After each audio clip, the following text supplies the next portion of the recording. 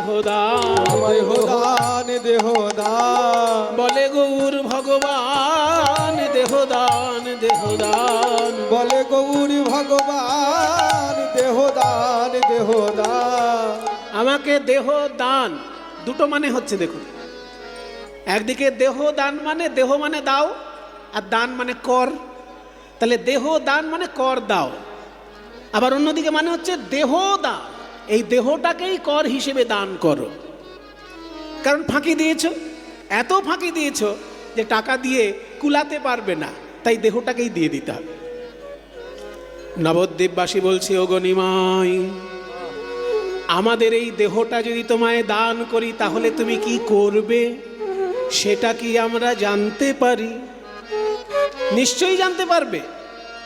তোমাদের দেহটা নিয়ে যে লোকটার বাড়ি কেড়ে নেওয়া হলো ট্যাক্স দিতে পারেনি বলে, সরকার যদি কারোর বাড়ি কেড়ে নেয় সেই লোকটা ট্যাক্স দিতে পারেনি বলে, তো সেই বাড়িটা ভবিষ্যতে সরকার কি করবে?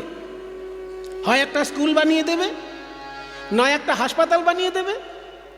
কোনো জনকল্যাণমূলক কাজে তো লাগাবে বাড়িটা, কারোর বাড়ি যদি সরকার কেড়ে নেয়।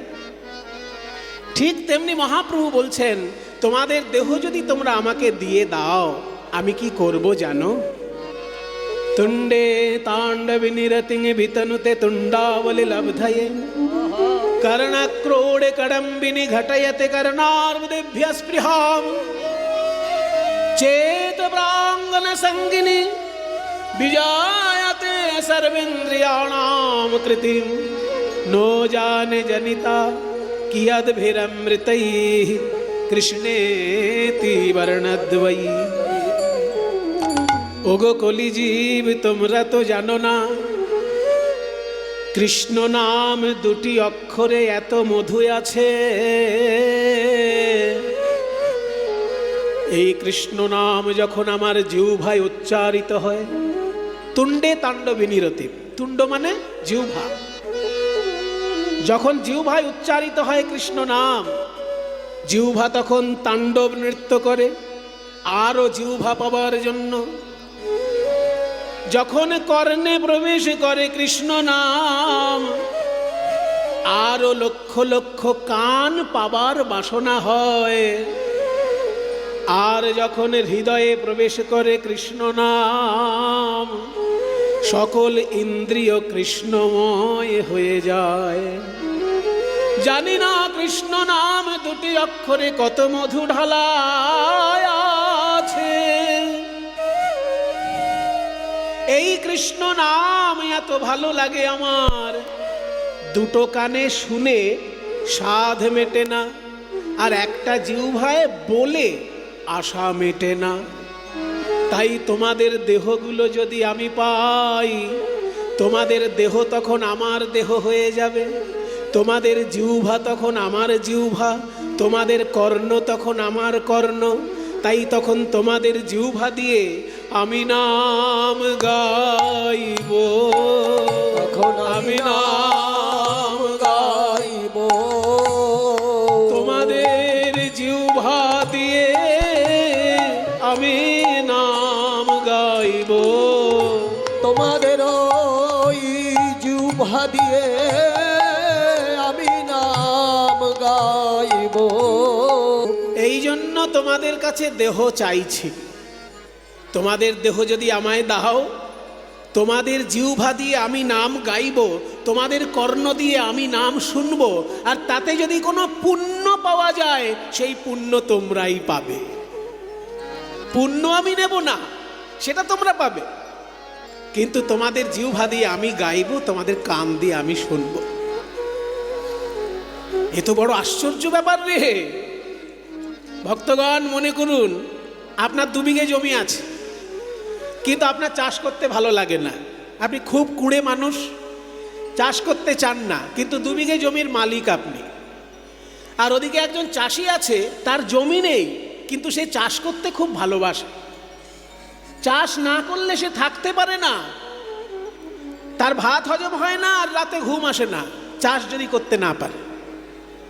তখন সেই চাষি গিয়ে বলছে যে তোমার তো 2 বিঘে জমি পড়ে আছে, আমি চাষ না করলে আমার রাতে ঘুম হয় না, তো তোমার জমিটা আমাকে একটু চাষ করতে দাও, আমি মনের আনন্দে শুধু চাষটা করে দিই, ফসল যা হবে সব তুমি পাবে। ফসল আমার দরকার নেই, আমি শুধু চাষ করতে ভালোবাসি বলে জমিটা চাইছি, চাষ করতে দাও আমায়, ফসল তোমাকে দিয়ে দেবো। তো এরকম যদি কেউ বলে বাবা, কে জমি দেবে না? যে আমি তো চাষ করছিই না, আরে চাষ করে ফসল দিয়ে দেবে বলছে, তা নাও আমার জমি নাও।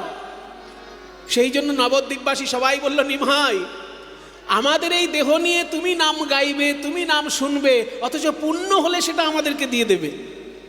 তাহলে আমরা সবাই আমাদের দেহ তোমাকে দেবার জন্য রাজি আছি, সবাই দেব।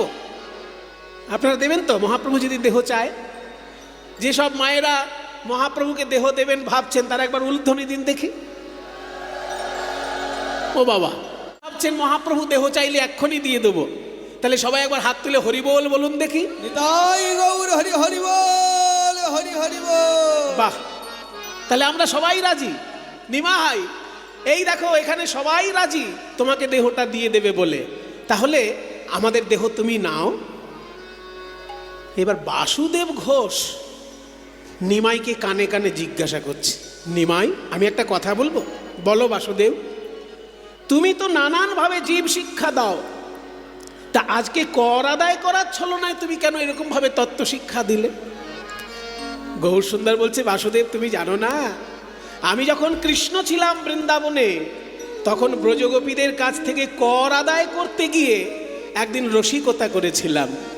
সেই কথা আজকে আমার মনে পড়েছে, তাই আমি কলিজীবকে বললাম তোমাদের দেহটাই আমাকে কর হিসাবে দাও, আমি সংকীর্তন গিয়ে তোমাদেরকে পুণ্য দান করব।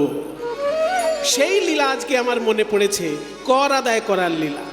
কৃষ্ণ অবতারে আমি এইভাবে সাধিয়াছি দান, কৃষ্ণ অবতারে আমি এইভাবে সাধিয়াছি দান। আজ সে ভাব পড়ল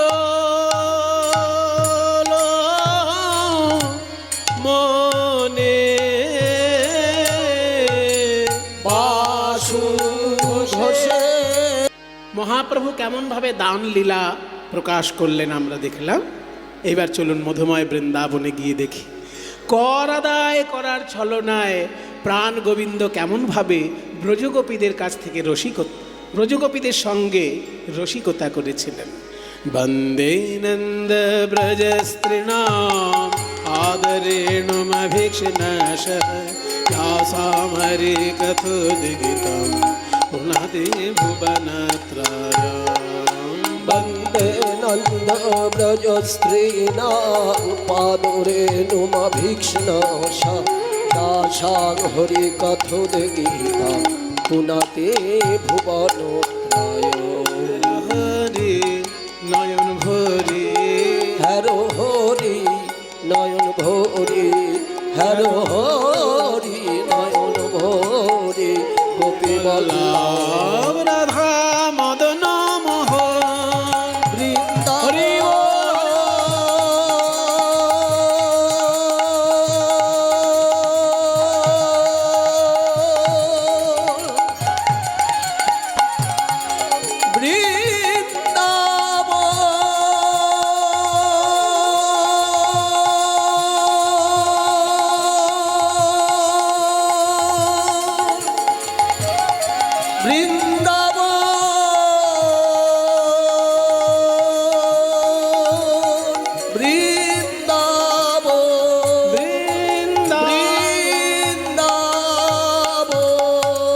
মধুময় শ্রীধাম বৃন্দাবন। প্রাণ গোবিন্দ সখাদের সঙ্গে খেলা করছিলেন। খেলা করতে করতে হঠাৎ তার মনে হলো আজকে গোপীদের সঙ্গে একটু রসিকতা করব। তাই কি করলেন, শ্রীরাম সুদামকে বললেন, দেখ শ্রীরাম সুদাম, তোরা এক কাজ কর, আমার বলাই দাদা বিশ্রাম নিচ্ছে, এই ফাঁকে আমি একটু গোপীদের কাছ থেকে রসিকতা করে আসি, তোরা দাদাকে দেখে রাখ আর আমার গরু বাছুরগুলোকেও দেখে রাখ। তাই আজকে প্রাণ গোবিন্দ আমার সখাদের সঙ্গে খেলা করতে করতে সেই খেলা ছেড়ে চললেন ব্রজ।